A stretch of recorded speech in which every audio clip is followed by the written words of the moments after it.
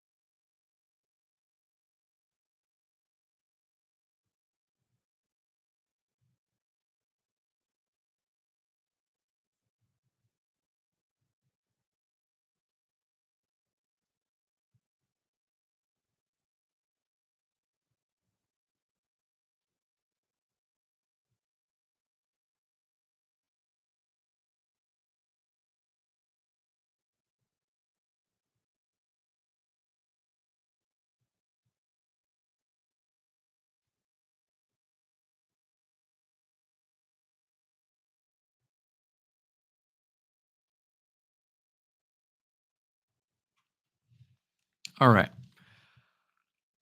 Welcome on, everybody.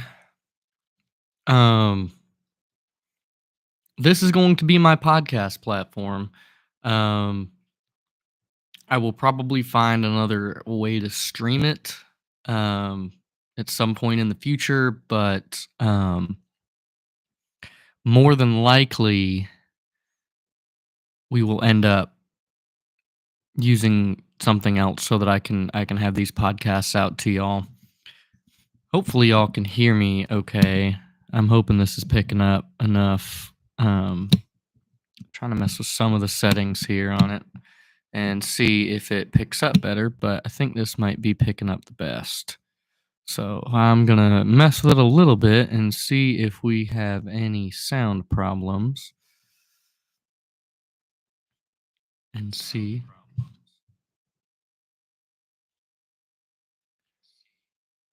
Hopefully y'all can hear me okay. I mean, I know the video is a little crappy, but it is coming off my computer.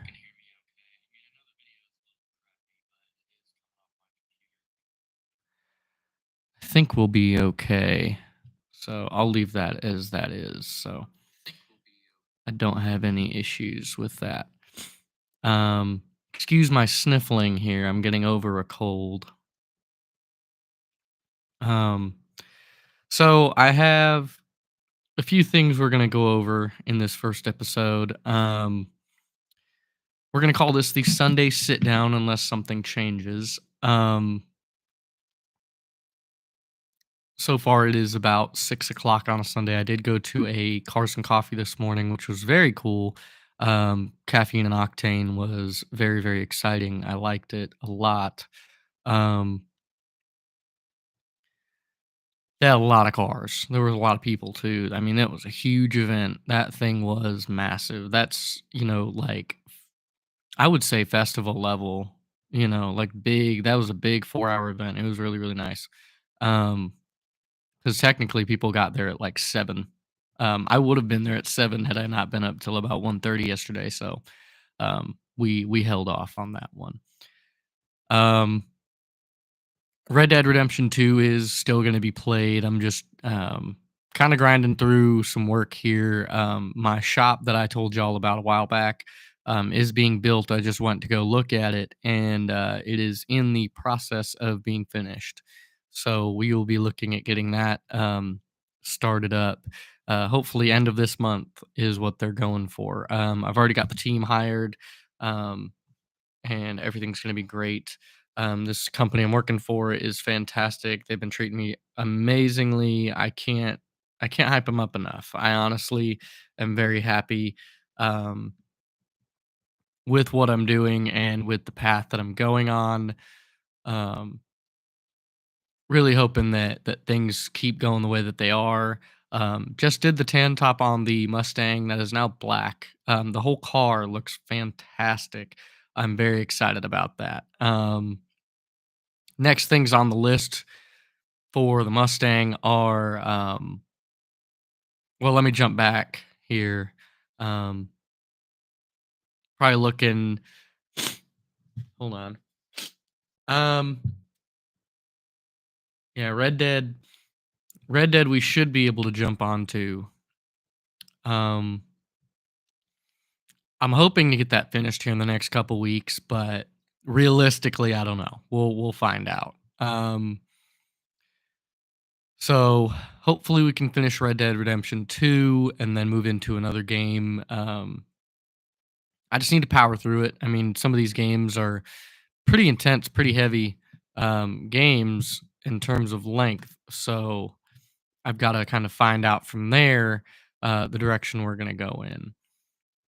What game we'll do next. I think I've got a couple ideas, but I'm open to suggestions. If you guys have something you guys want to see, I am more than welcome and more than happy to take a look at that.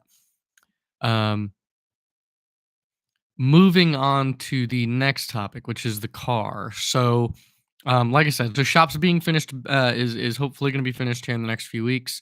That'll open up a whole new can of worms when it comes to some content I can bring y'all, because I'm really hoping to go in there and really Dave's Auto Center it. Um, if any of you guys don't know who that is, go check them out. Dave's Auto Center does a fantastic job.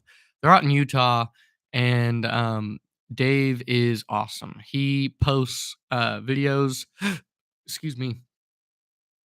He posts videos behind the scenes, lots of stuff like that, where he shows you like them breaking down an engine. He shows you the problems that they have with the engine or with the car that they're working on. Um, really jumps into it and does a really good job. So I'm really and truly hoping to try and replicate that. I want you guys to see, now we're not a machine shop, they're a machine shop. So you get to see the full behind the scenes of them like dismantling an engine and all that. That's probably not what you're going to see from my stuff. Um You'll definitely see a lot of engine work, but it's mostly going to be tires, that kind of thing. Um, that's kind of the direction that it'll end up going in. Um, just want to try and figure my camera out here because it is glary as heck. Um, so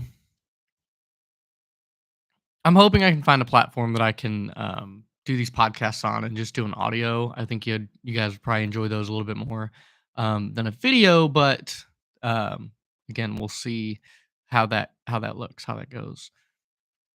Um, So, like I said, I'm hoping to go behind the scenes. Y'all see a lot of tire changing. Y'all will see um, lots of brake inspections. You'll see a lot of undercar look. I mean, and it's not to diss a car, but it's basically to go over things and show you guys, hey, this is what I do on a daily basis. This is the quality that I'm expecting to put out. This is my expectations, and these are what I'm wanting you guys to see when you come here. And I'm probably gonna, walk you guys through how I sell a customer a tire, or um how I make recommendations on things, and the behind the scenes of, like, hey, what my employees are doing, and the level that we're gonna go to, which is above and beyond to take care of my customers and my guests, and everybody that we have come in, um, because we value their vehicle. I mean, their vehicle is going to be, it's an investment if you think about it. And that's how I view every single vehicle that I work on, every vehicle that I talk to customers about. It's an investment. So when they come in with their $30,000 or $40,000 car, or even their $5,000 or $10,000 car, and they're looking at tires, or they're getting brakes done, or they're getting spark plugs done, or they're getting anything done, I want to make sure that that investment is taken care of 100%. Whether it's a shit box, or it's a foreign, who knows. But it's just, you want to take care of, it's just something where you wanna really take care of the customer at that point. That is really and truly how I want it to be done. Um, with that being said, moving forward from that, the, next thing I'm gonna go over is, and this is kind of a winged it episode. I didn't have a whole lot of, feedback on the last poll I did, asking some questions and asking to get some, suggestions on what you guys wanna hear me talk about, but, um I do have one, that I will pull up, but that one is it. Outside of that, I will be, just kinda going off of that. So we'll jump into where the Mustang's at. So the Mustang right now, we just did the tan top. I still need to do tie rod ends and ball joints on the car. I was going to do them when I did the shocks and spring replacement, which I did a while back. Um, Man, I'm saying a lot. Shock and spring replacement a while back, when I replaced the coilovers, which will be going for sale shortly. Don't know how much I'm going to price those out for, but I do need to put them up on Marketplace. Same thing with, I've got another set of wheels, the old set of wheels for the Mustang I got to get rid of as well. Uh, we're looking at, I do need to start getting some performance stuff done. Throttle body is probably going to be the most important thing. I'm looking at getting done next. Um, Man, that glare is really killing me. I would like to get rid of that glare if I can. Um, I'm gonna see if I can.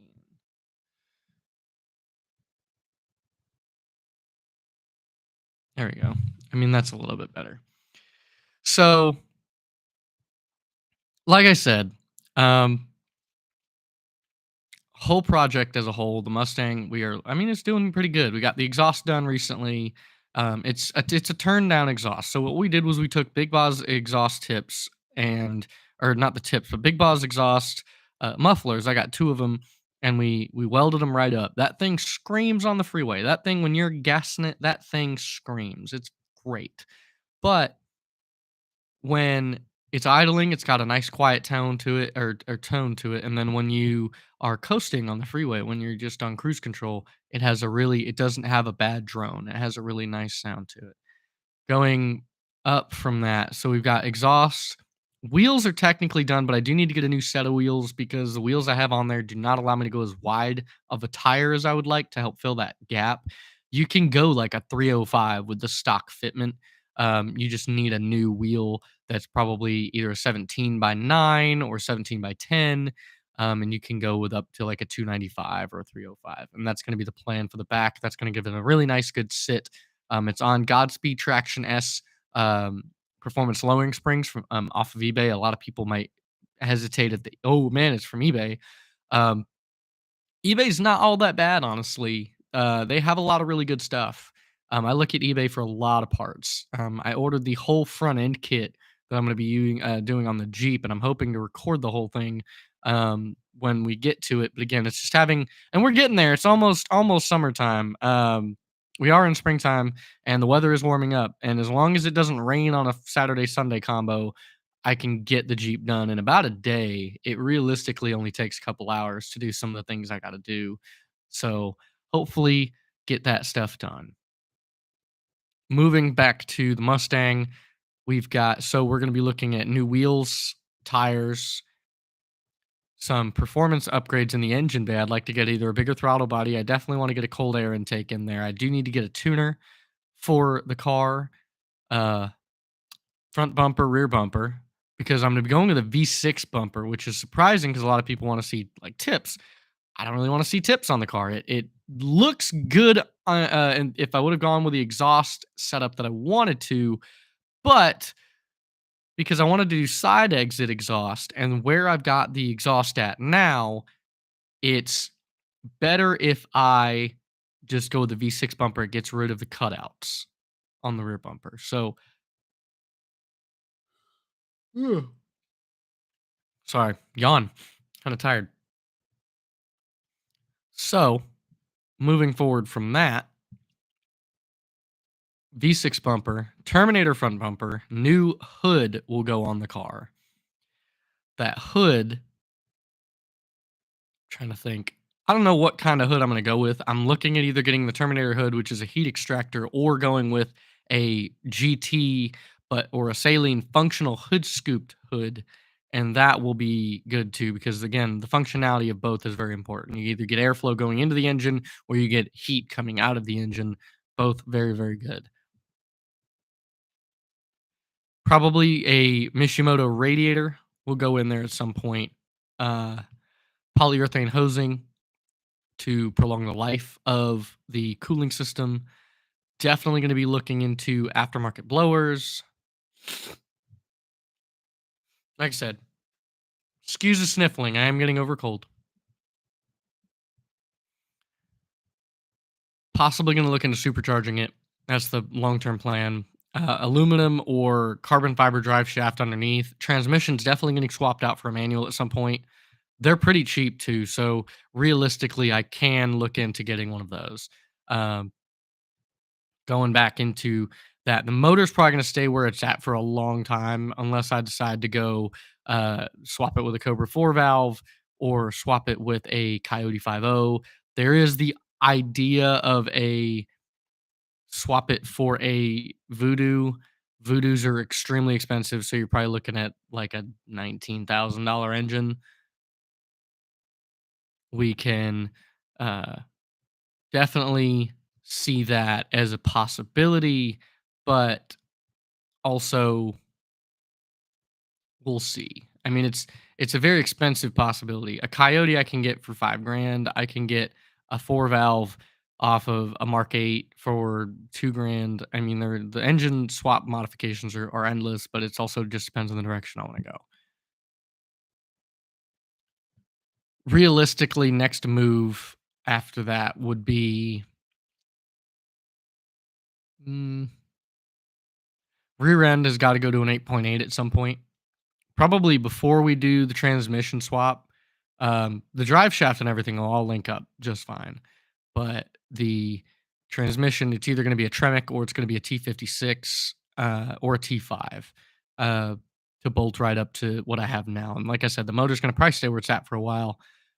Interior is going to get redone, going to get some new seats, going to spray paint some stuff on the interior in terms of the vinyl plastic that it's got in there. Do a rear seat delete at some point. I don't plan on sticking kids in the back seat of that car.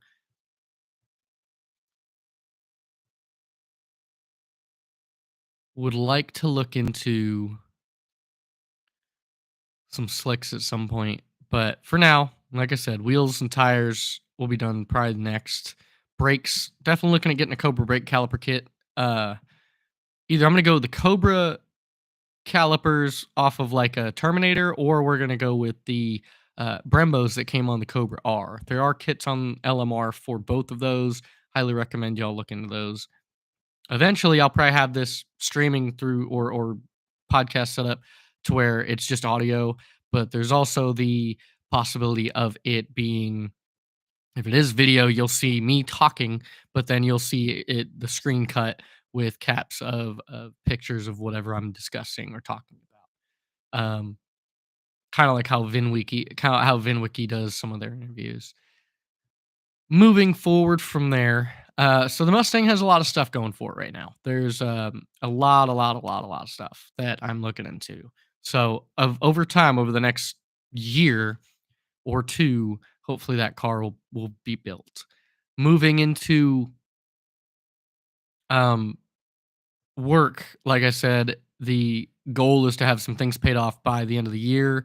Goal is to have both cars paid off by the end of next year and hopefully be looking at getting a house in the next 5. I am 25, so we want to move into getting a house by before the time we're 30. Reason being that with the job I'm in, I'm hoping to make it a career and I don't plan on leaving anything. I'm very happy where I'm at. I like what I do.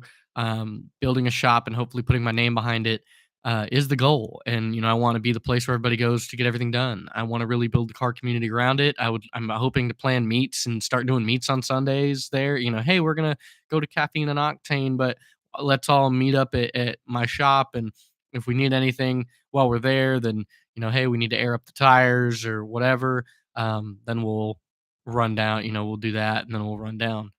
Or do like donuts, do something like it's just I'm really hoping to build a car community around it. And that's what I'm really excited about. And getting to go to Cars and Coffee for the first time in over a year and really see some really cool cars and really talk to some really cool people is exciting and very awesome. So I'm really excited for it. I'm really passionate about it. I really can't wait to see where where it leads. Very, very exciting. Moving past that, we're gonna move into a couple things. So, reason I'm going for a house before I'm 30 is because the housing market is just gonna keep getting worse. Not to get too political, but America is not really going upwards in trend. They are staying pretty stable and trending downwards unless some things in the government change in the next few years. Honestly, maybe in the next decade, but I don't foresee very much change happening in the next decade. I foresee a lot of stability. I see a lot of business transactions, and I see a lot of the government trying to make money off of its people, not it's taking care of its people and working the way around. It really is a difficult country to live in if you don't know how to work it right. Moving into a house, if you do it before you're married and you don't buy a house prior, getting a first time home buyer's loan is allows you to keep that within a 3.5% interest rate, um, and only require 3.5% down. If you go at the right house, you're lucky that the seller covers your closing costs, you might not even need to pay a down payment on the house. It just really depends on the location and how your realtor and your seller are looking. If the house is not as valuable as a lot of houses are nowadays, half a million dollars, $1 million, if you can find one in the 100 to $200,000 range, you can get away with some um, pretty good down payment money. So I just talked to a lady yesterday or on Friday, um, who bought a house east of the on the east side of the state, and I think they looked at like 100 and it was like 140 or 138,000, and it's over a 30, so you split that, divide that by 30, it's $4,600 a year. You divide that by 12, you're looking at like $400 a month. Add your interest rate in there. So 138,000, usually your down payment if is 3.5%. So if we subtract 3.5%, they only need about 5 grand to put down on this house. And if the seller covers the closing costs, there's zero money down. That 3.5% is really, really a good number. Um, so that's why I'm trying to find a house because I'd like to get a house built so that I can work on all my own cars. I can start building some stuff out of my own house. Start really actually putting some time and money into my cars and not being able to have to worry about an apartment or anything like that. Getting a garage here will probably be the next big move I make, but it also depends on my bonus plans. If my bonuses pan out the way that I think they will, which they should be pretty solid, as long as my store does well and we stay on top of things. But I'm pretty good at staying on top of things. We want to just make sure that things run smoothly, and if I get the bonus that I should be getting, like I said, the goal should be there. The goal should be hit. No questions asked about that. So moving into the next segment, my brother has been one of my biggest supporters, so huge shout out to him. I do want to say this is a question that he asked me, and I'm gonna elaborate it on a little bit and let y'all know a little backstory here. So his question was, "What is the biggest struggle in life that you had to find a way to overcome and that made you better today?" So there's a lot of those. I have had a lot of, and there's a thing in life where if you're not climbing mountains, you're not doing something right. If you're not trying to constantly improve and push yourself, you're not doing something right. Life will always find a way to throw challenges at you. Everything happens for a reason. So you want to take all these challenges and just handle them. You just kind of, just, man, that's kind of a pain, but I'll figure it out. And you figure it out. And then eventually down the road, you stop and you look back and you're like, man, I wouldn't be here had that not happened. So that's the way I look at things.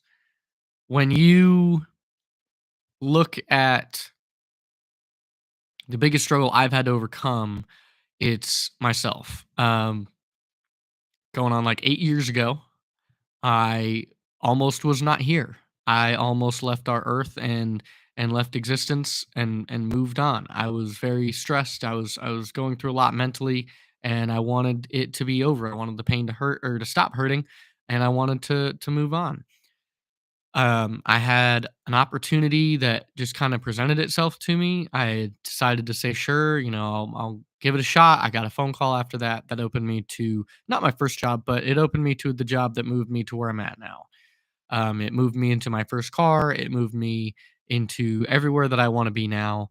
Um, so the biggest struggle is just yourself. You have to. It's your own mental.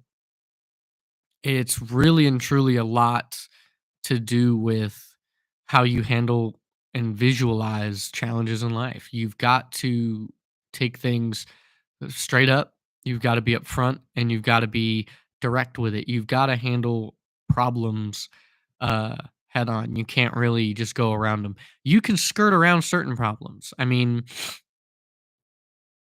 for instance,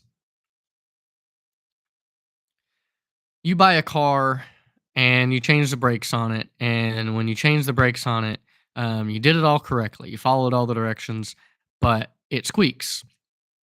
Just is what it is. I mean, if the brakes are squeaking even after you broke them in, even after everything, that's just it. It is what it is. I mean, it's one of those where yeah, you can buy new brakes, you can go look at a replacement option, but if you just spent a bunch of money on it, why are you going to go replace it? I mean, now of course warranties and everything are all in it, but let's exclude that. Let's just say you bought them on Facebook or on Facebook Marketplace for an absolute steal, or bought it from a company that's going out. There's no warranty behind it. So you go and you put them in and you test fit them and you make sure everything's good and you make sure that they're broken in properly and you're driving along and driving along and driving along and all of a sudden you start hearing them squeak every time you hit the brakes and it's not wet, it's not rainy. I mean they're brand new rotors, brand new pads.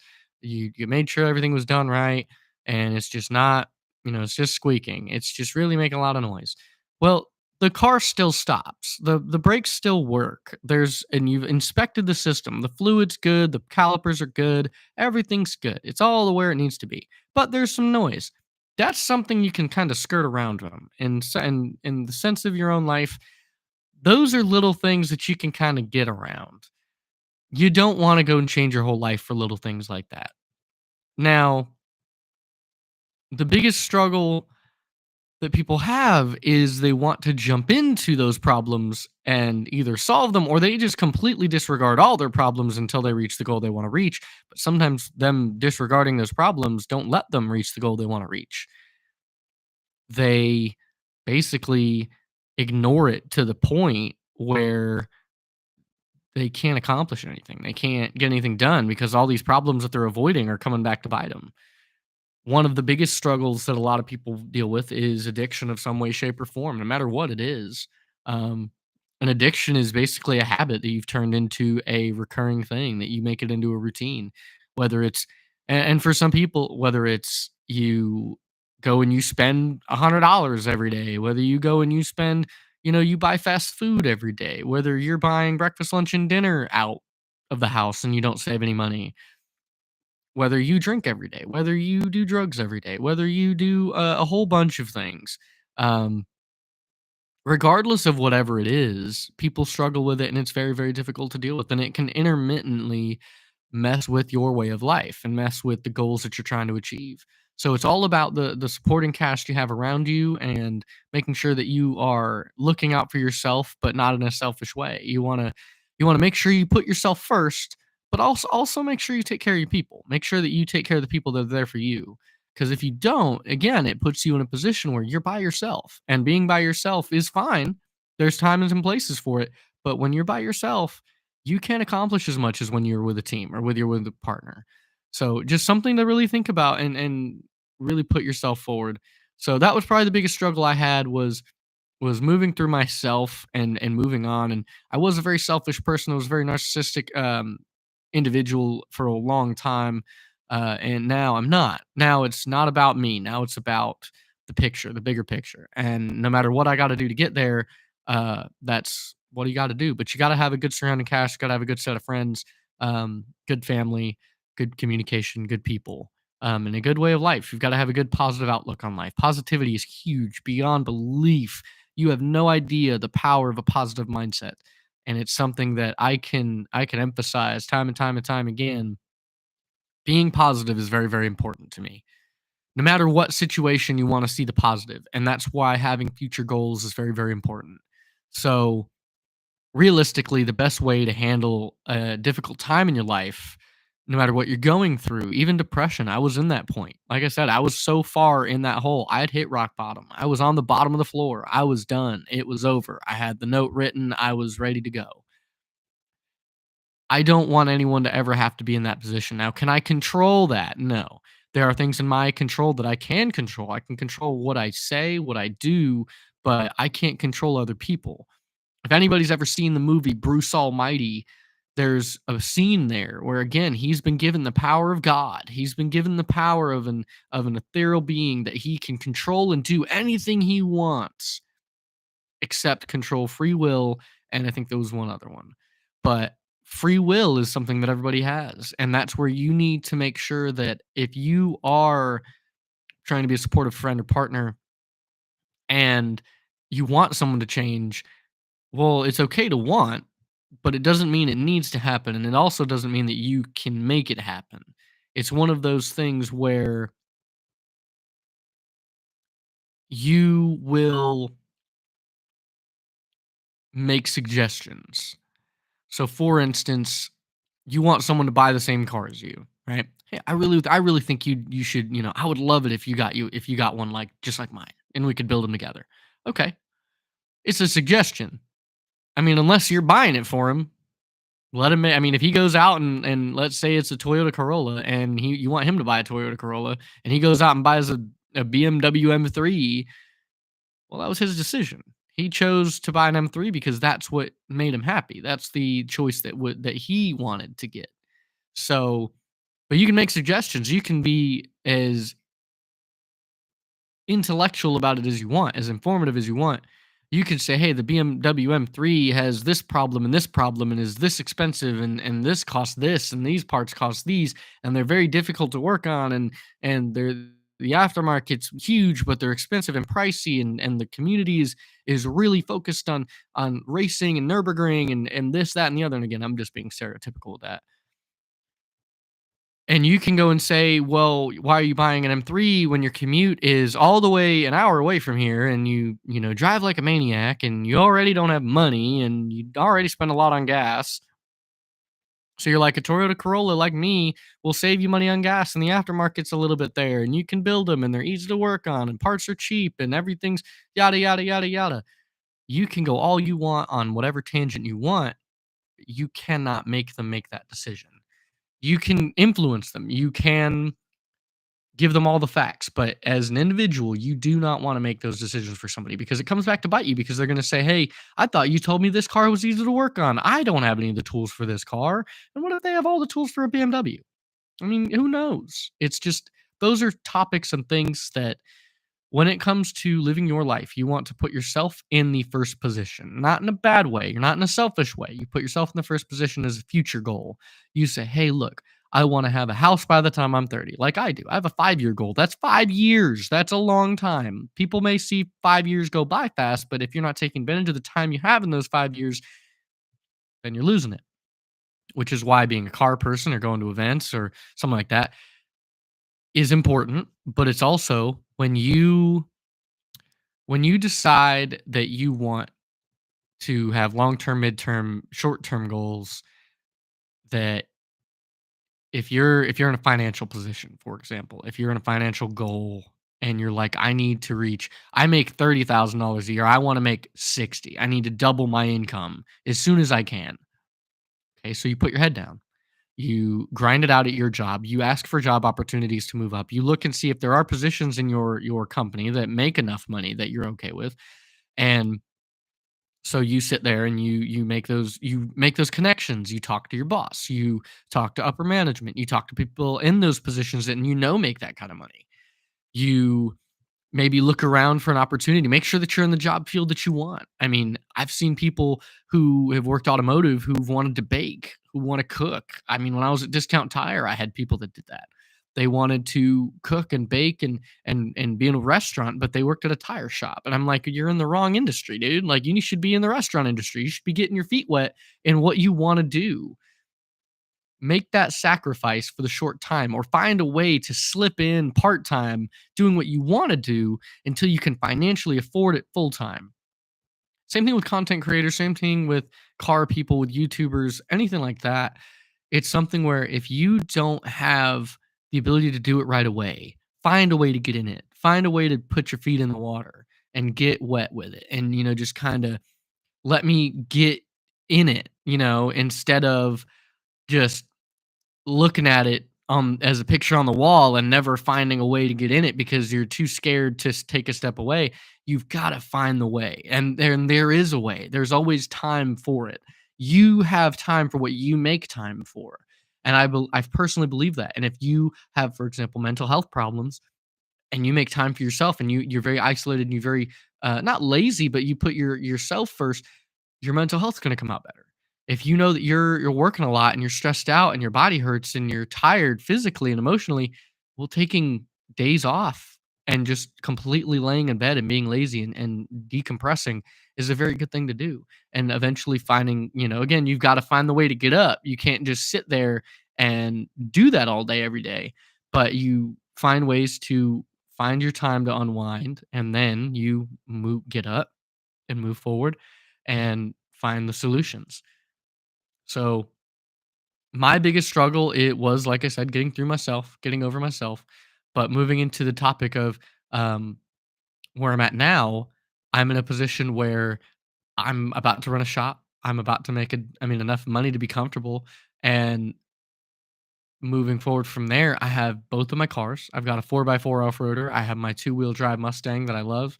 I'm hoping to eventually get another Mustang added to the fleet, and my goal would be to have a GT500, a GT350, a Cobra, a Terminator, and a daily of some form. Something cheap, something that gets me to and from from A to B, but that I enjoy enough to look at. You want to have a car that you can mess around with, no matter what. Even as a daily, it's hard to go away from a car that you enjoy just looking at every day. So again, those are the things that we look at, and those are the things that I focus on. So it's a very exciting thing. It's it's great when you start seeing it all fall together, though. That's the really fun part, is when you start seeing pieces kind of form the puzzle and the picture that you want, it becomes really exciting. It really does. Uh, so I really can't encourage it enough. I really can't emphasize it. Make sure to put y'all selves first and make sure that we focus on, reaching the future we want. And like I was saying, so I'll elaborate a little bit more on long term, midterm, and short term. Short term, you don't want it to be too far away. Make it a once a week. Make it a twice a week. Usually once a week's better because it's paid. Or once every 2 weeks. Payday. Every time you get paid, go out to your favorite restaurant. Go get fast food. Go fill the gas tank. Go buy a $50 video game. Go buy something that motivates you the next week. It makes life easier. Have that midterm. Make that a decent chunk goal. Make that something 6 months to a year. Say, hey, I want to go to this big concert in 4 months. It's an $800 ticket. I want to save up and go. There you go. There's your midterm. Save up your money. And then maybe your long term is like me, 2 to 3 years out. Oh, I want to get a car, or I want to go buy a house, or I want to move up in my job, or I want to find a new job, or I want to move across the country, or I want to move to this city because I've been here before and that's where my parents live, or it's a lot nicer up there, or I want to go travel the world. You can name your own goals and you can have your own goals. And it can be as simple as I want to make a new meal every day. I want to make something different once a week. I want to go travel to a different city in the state once a week. Little things like that go a long, long way. And it builds up that confidence, it builds up that happiness, it builds up that internal, hey, I like doing this once a week and it makes me happy. If you and I'm not saying you can't do it every day, but I'm saying if you do it every day, it's not a reward. It's not a happiness, it's a routine. Nothing wrong with having a nice routine. There is a problem with having a repetitive routine that you like. Playing the same game every day gets boring. I mean, grinding it out for 2 or 3 days, cool. First got it, really power through it. But when you play it all day every day, kind of kills the vibe of it, Eventually it just becomes well, I gotta cut time out of my day to go do this. When in reality you don't, because you choose to do that. There's a lot of things that don't get, make sure they don't get lost. There's a lot of things that people choose to do over things that they need to do. Wants and needs are very different. So make sure that stays as a constant. Moving forward, so midterm goals, long-term goals, you want to make those achievable. Don't say I want a Lamborghini in 5 years when you work as as a grocery bagger in the grocery store and you're not doing anything else. You're not making any moves for it. Now, if you're at the grocery stores and you're a bagger and your goal is to move up to vice president, your goal is to move up to regional manager, your goal is to move up to store manager, then yeah, I mean those are maybe a Lamborghini, excuse me, is reasonable. Not a brand new one, unless you're in a grocery store that store managers make $250,000. But if you save up all your money and you're able to grind it out, yeah, you can get there. I mean, I've seen some Lamborghini Gallardos, Murcielagos for just over 100K, which a lot of people are like $100,000. That's a lot of money. $100,000 is a lot of money. If you break it down right and you do your math right, you can get one. I mean, my GT350 was a $70,000 car. I mean, and I got it. Um, the only reason so little story behind that, I had my best buddy co-sign for me, but the only reason that he had to co-sign for me is because they wanted to put a whole bunch. They wanted a lot of money. They wanted almost half of it down due to the fact that I already had um, a car on my name. Technically, I had two. So the only reason is because I had two car loans already in my name. That's the only reason why they wanted a cosigner. I got a cosigner for it. It's not he didn't pay anything. I paid the payments. It was stupid. It was expensive, but I made enough. I made so much money at that point where I was in my life that I could afford the car payment for the Shelby, a car payment for a Jeep, a car payment for a Mustang, my V6, and I had the Challenger as well. For a hot second, I probably could have paid that too. And sometimes I did have to pay that before, my buddy was buying it off of me. So when he would pay the payment for me and it would build my credit is what it was. I mean, I was hoping to work up enough and have him save up enough to where he could go put a chunk down and get it signed over into his name. That's how the bank was working that one. But it's just something really cool about that I made that much money on top of insurance and gas, by the way, like, and parts. And I still found time and money to build that V6 with a very expensive GT350 car note. It was honestly really cool in the amount of money I made. And I'm hoping, very hoping, that with my current job, I'll be back to that same pay. And I can be really, really close to making that kind of money, which is going to allow me to chunk off things faster in terms of bills, in terms of debt. Stay out of debt. Like realistically, if I can give the biggest advice for long-term goals, stay out of debt. Car notes are different. You can kind of balance your cars better. Don't go drop a lot of money on a car that doesn't cost a lot of money unless it's a really good deal on the car. And again, a personal choice. I mean, everybody's made decisions. I've seen somebody go and spend 9, 10 grand on a car that's only worth 2. I mean, with the mileage and everything, they paid 10 for a car with the mileage on it that should have only been sold for half that or less.